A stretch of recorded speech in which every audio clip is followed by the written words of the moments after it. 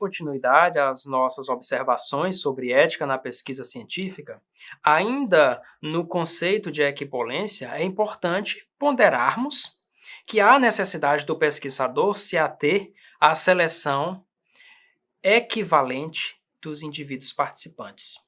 Isto é, em se tratando do participante da pesquisa, que características são essenciais e, é claro, repetidas dentro desse grupo ou subgrupo de indivíduos, a fim de que a amostra a ser analisada ela seja equivalente ou majoritariamente equivalente. Sabemos que cada indivíduo tem suas nuances, suas peculiaridades. E isso se mostra ainda mais relevante no contexto farmacogenômico, com as respostas individualizadas. Então, aqui é salutar que o pesquisador atente para essa seleção equilibrada da sua amostra.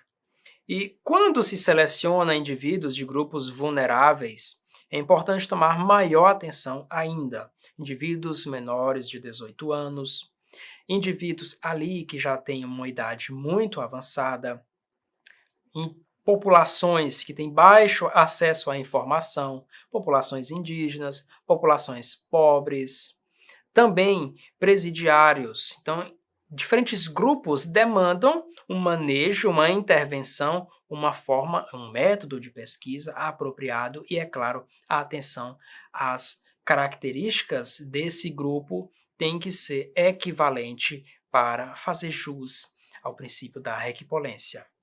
E também é importante mencionar que durante a realização do estudo e após a conclusão deste estudo, o acompanhamento pelos indivíduos envolvidos, direta ou indiretamente na pesquisa, ele não se faz recomendável, visto que alguns princípios legais incidem ali sobre esse acompanhamento, esse questionamento a posteriori os resultados da pesquisa. Isto é, indivíduos ali durante a sua participação da pesquisa consentem voluntariamente em participar, no entanto, após a conclusão da pesquisa, querem saber, investigar, querem ter informação de seus dados e de outros dados. Isso não é plausível. Da mesma forma, a veiculação da informação colhida pelo pesquisador para familiares não é uma coisa, é um ato natural de se acontecer. Tá? Isso não pode ter ali a ocorrência dentro do âmbito da pesquisa, dentro do que a ética preconiza na pesquisa científica.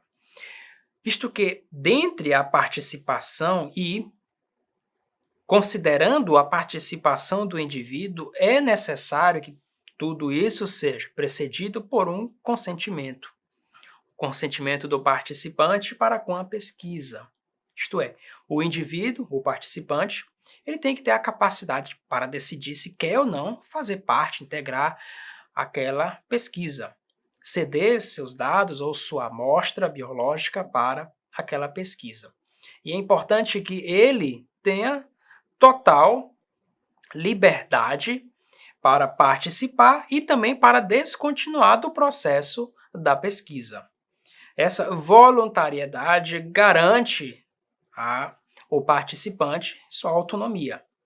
Além disso, dentro desse consentimento que o participante assina, há a necessidade de todas as informações pertinentes do projeto ali escritas de forma clara, em uma linguagem adequada para aquele grupo populacional.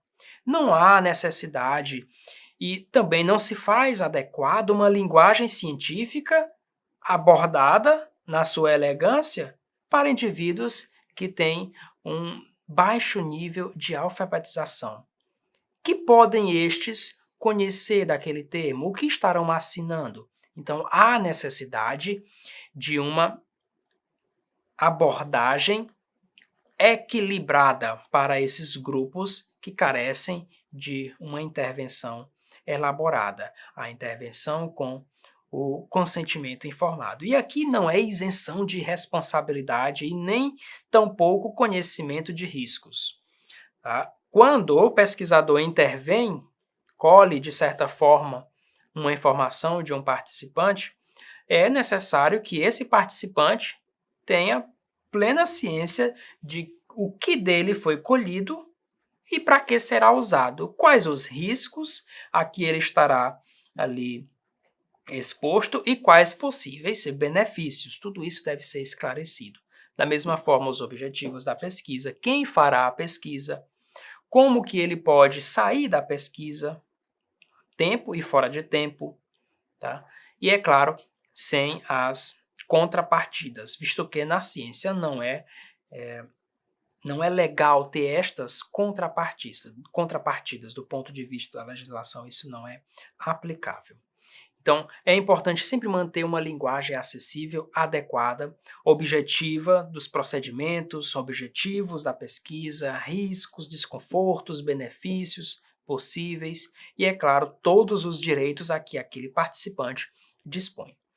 E atenção particular para aqueles que são incapazes, aqueles indivíduos que eles estão numa situação que os inabilite para tomar decisões, indivíduos que estão em coma ou aqueles que têm doenças que prejudiquem o seu estado de consciência, então esse consentimento fica sob cargo daquele indivíduo responsável diretamente por aquele sujeito participante da pesquisa, quer seja seus pais, cônjuge, curadores ou mesmo um indivíduo que responda legalmente por ele. E é claro, esse manifesto, esse consentimento tem que estar autorizado via assinatura desse responsável e, é claro, com um documento expresso, físico e arquivado, para tempo e fora de tempo poder ser acessado tanto durante a pesquisa quanto após a pesquisa. É sempre importante manter esses dados arquivados caso uma auditoria ou qualquer outra investigação por uma comissão responsável possa incidir sobre o pesquisador ou mesmo a sua pesquisa. Então, aqui é importante que o pesquisador ele tenha uma atenção minuciosa com o tipo de material a que ele irá executar sua pesquisa. Nós temos diferentes formas, campos em que o pesquisador se lançará para descobrir, para gerar conhecimento. E se tratar de material biológico, como se portar ou o que pensar primeiro? Há necessidade, pelo menos, de se esclarecer que material biológico seria esse, quer seja humano ou animal. Se for humano e identificável, é importante ter o consentimento informado, expresso, físico. E não identificado, há o esclarecimento sem sombra de dúvidas dos riscos, dos benefícios, para o participante, com a garantia, é claro, de total sigilo daquela amostra, daquele material que foi resgatado. E aqui não quer dizer uma amostra colhida do próprio paciente, que pode ser uma informação pretérita, presente ali, arquivada em bancos de dados digitais, que armazena, de certa forma, alguma informação do indivíduo participante. Se for não humano, riscos inerentes ali para os pesquisadores e envolvidos direta ou indiretamente com a pesquisa. Mas algo a se ponderar em amostra que não é humana, que são seres sencientes ou não. Isto é, dentro do espectro ético do que seria uma pesquisa ali plausível para intervenção ou o objeto de pesquisa sendo algo não humano, que esse objeto, ele preferencialmente seja um organismo não senciente, não capaz de sentir dor, desconforto ou estresse. Diferentemente dos organismos sencientes, que são já de uma característica ali, especialmente os cordados, são duas características de sensibilidade expressiva a determinadas práticas, na sensibilidade ao estresse, à dor, e isso, de certa forma, não é aceitável sem uma justificativa plausível para a execução da pesquisa.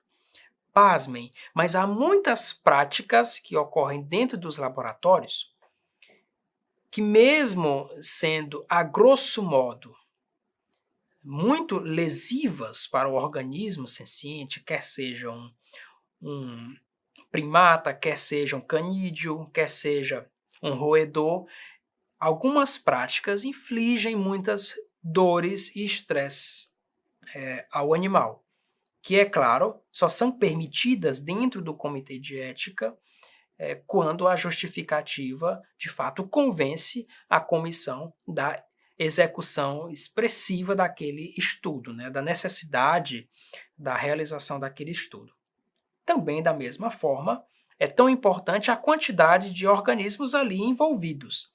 Não se faz plausível um estudo com 1.000 camundongos ou 1.000 cachorros. Não tem condição.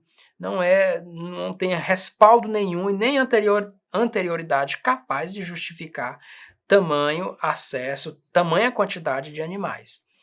O que nós temos hoje para material biológico é a redução desses organismos e a transferência, a translação do que acontece no organismo como um todo, isto é, no cachorro, o que acontece no cachorro pode ser mimetizado dentro de um chip, com ali a técnica de engenharia celular, que transfere ou faz esse traslado dos mecanismos celulares, mecanismos teciduais que estão ali presentes dentro do corpo humano ou mesmo dentro de um animal. Tudo isso para terminar de vez com o uso ali dos animais experimentais. Caso a pesquisa seja em base de dados, então é necessário a preservação, acima de tudo, da privacidade e, é claro, o consentimento informado daquele indivíduo, mesmo caso a pesquisa esteja associada a bancos de dados, isto é, no hospital, o indivíduo pesquisador acessando prontuários há necessidade do consentimento informado daquele detentor dos dados, dos exames. Tá? O paciente, ele é o responsável pelo exame. Então, há necessidade de ter o consentimento informado desse indivíduo. Tá? Bases históricas acessadas à expressa necessidade com compromisso para o uso de dados. Vai usar para quê? Qual o objetivo? Qual a justificativa? Da mesma forma, as contemporâneas, com consentimento informado, para que isso traga, de certa forma, amparo legal, caso a pesquisa seja interpolada. E tanto maior ensejo em relação à pesquisa que ali abraça o mundo envolvido nas fases não clínicas, que é o que geralmente nós estaremos expostos ao longo da academia, pesquisas não clínicas em bancos de dados ou não, que seria, no caso, pesquisa com animais, é importante ponderar a adequação do modelo animal. Isto é, se você vai fazer uso, quer seja no mestrado, doutorado, pós-doutorado, quer fazer uso de um experimento, esse experimento ele é execuível no modelo animal que você pretende utilizar. Isto é, se você está investigando um fármaco, vamos pegar este caso, esse fármaco ele é melhor avaliado nesse modelo animal, nesse modelo roedor, ou é no canídeo, ou é no primata? Qual é o modelo animal que melhor responde nesse estudo? E ainda mais de forma profunda, dentro desse modelo animal, qual é o modelo de doença que há necessidade de ser induzido nesse animal? No caso, por exemplo, se estivermos pesquisando um fármaco ali que tem um potencial anticâncer ou antitumoral, é importante saber qual é o tipo de câncer que será induzido no animal e que forma será induzida o câncer nesse animal, né? Se é induzido por droga, se é induzido por radiação, se é um tumor transplantado, que é o xenotransplante. Então, todas essas observações devem ser consideradas antes de colocar expressamente no projeto de pesquisa, na metodologia, o modelo animal esse e aquele outro. Tem que ter um respaldo, tem que ter anterioridade. Por isso que a confecção do projeto de pesquisa científica ele tem um embasamento teórico profundo para evitar questionamentos e embargos da análise desse material. Também é tão importante quanto a escolha do modelo animal a quantidade desses animais. Pelo menos há uns 5 anos atrás, era bastante comum fazer um teste chamado dose letal em 50 ratos, né? Um rato grande, relativamente grande, a ratazana. 50 animais para se testar dose letal, que é a dose capaz de matar 50% daquela amostra. Então, 25 animais morreriam ali na primeira dose dada. Então, veja a quantidade de animais de forma desnecessária que seriam mortos, que eram mortos, dentro nesse projeto. Tá? Modelo de carcinogênese animal também adota pelo menos 50 animais por dose. Então, são estudos que ali demandarão uma quantidade de animais irracional. Então, há necessidade de um estudo adequado para saber se a dose, de fato, a quantidade de animal compatível com a dose, compatível com o período de tratamento, seja adequada para evitar desperdícios. Não é racional matar animais à torta e à direita para se testar se uma dose é letal ou não. Há outros cálculos, há outras alternativas, há outras técnicas que, por exemplo, utilizam-se de seres não sencientes, Artemia salina, microcrustáceos e afins. Allium C, a própria cebola. Então, há outras formas de se chegar a uma concentração ou dose letal, para a gente ter uma noção. Então, o pesquisador ele tem que ter essa visão holística e perceber que nem tudo o que ele vai fazer necessariamente precisa ter a maior quantidade, o que é mais caro ou o mais impossível a ser adotado no projeto. Há outras alternativas execuíveis.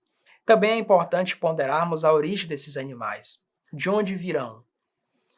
Que qualidade de saúde têm esses animais envolvidos na pesquisa?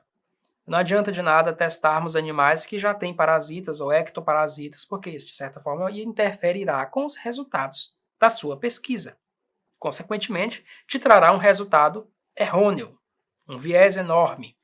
E não é possível que, ao final de uma pesquisa, longa pesquisa, o pesquisador, no final das contas, venha a manipular criminosamente os dados. Então, não é correto, é irracional e ilógico fazer esse tipo de prática.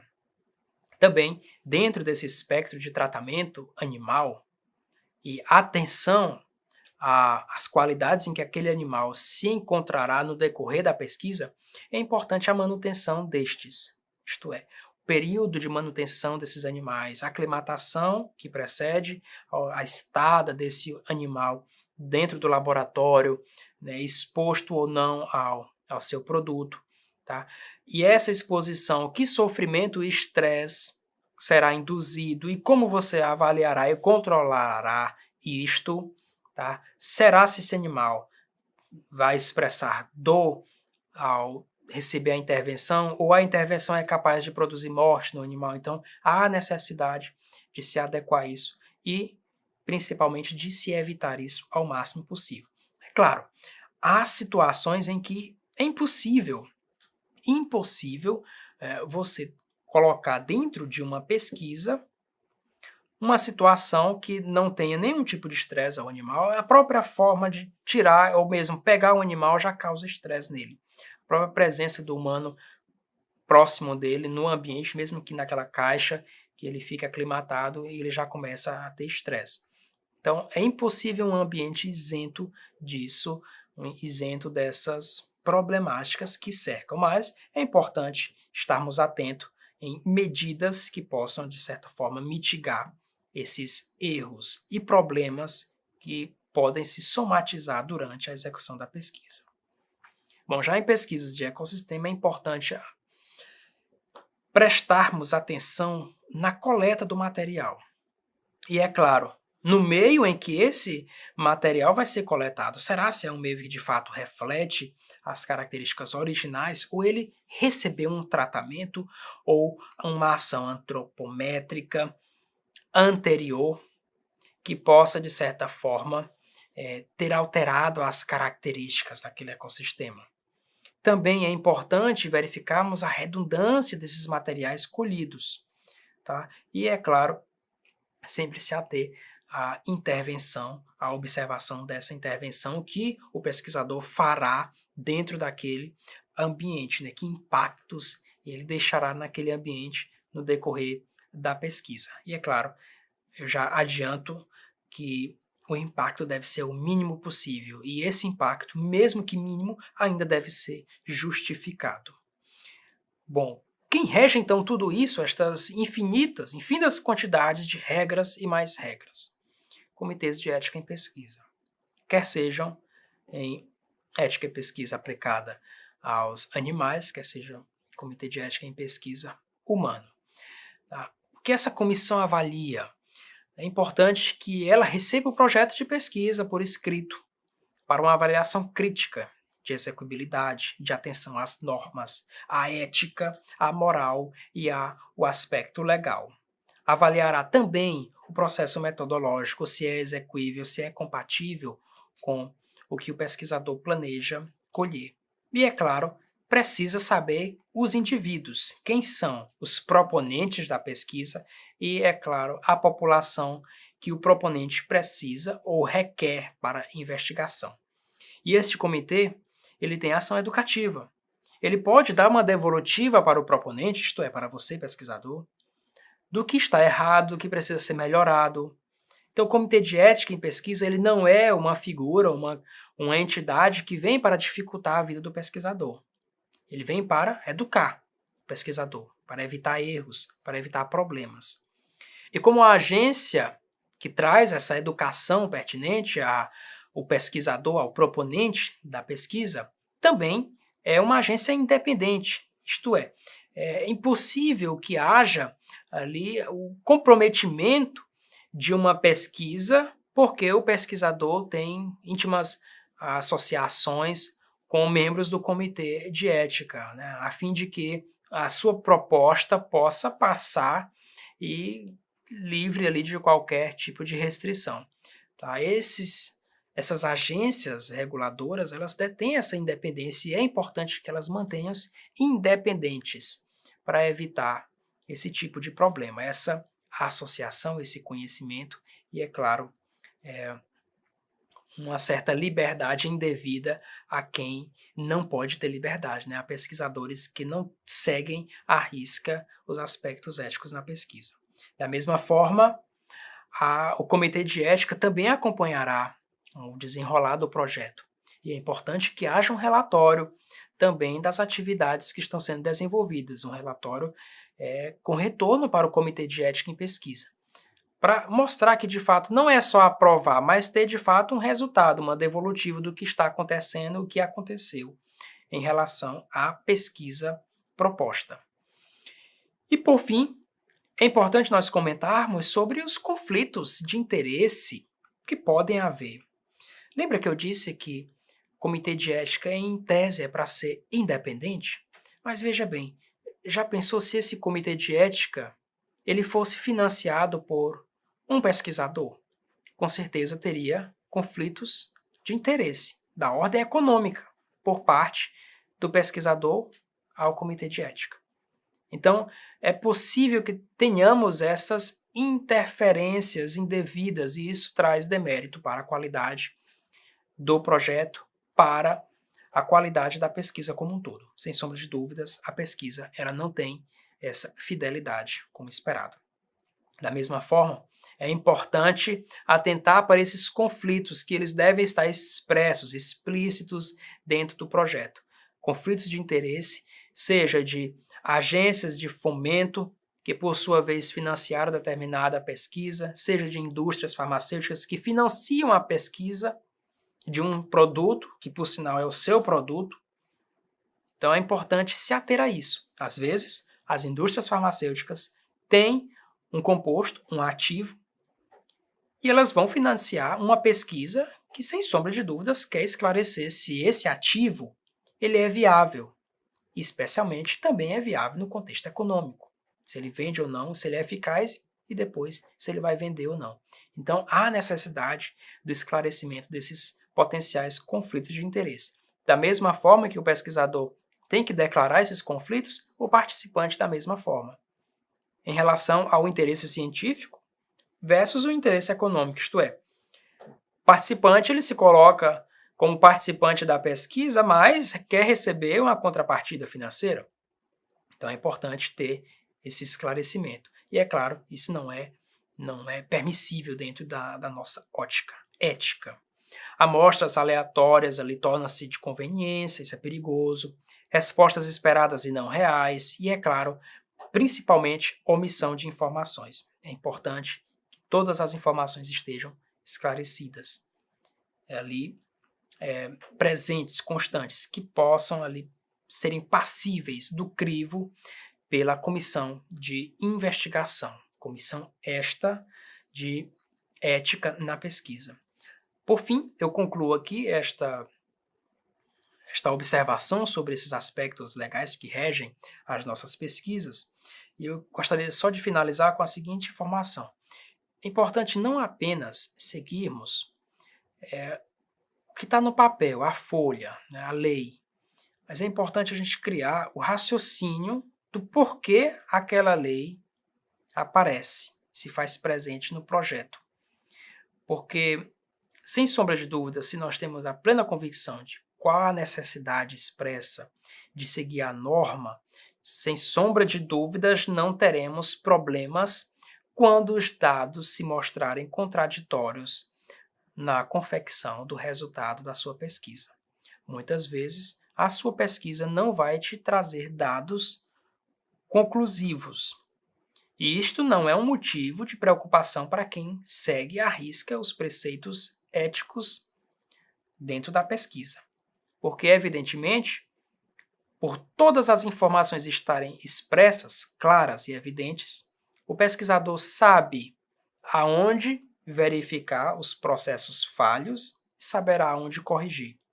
Se ele não seguiu previamente todos os preceitos éticos, então só lhe resta mascarar os resultados. E isso, sem sombra de dúvidas, é criminoso.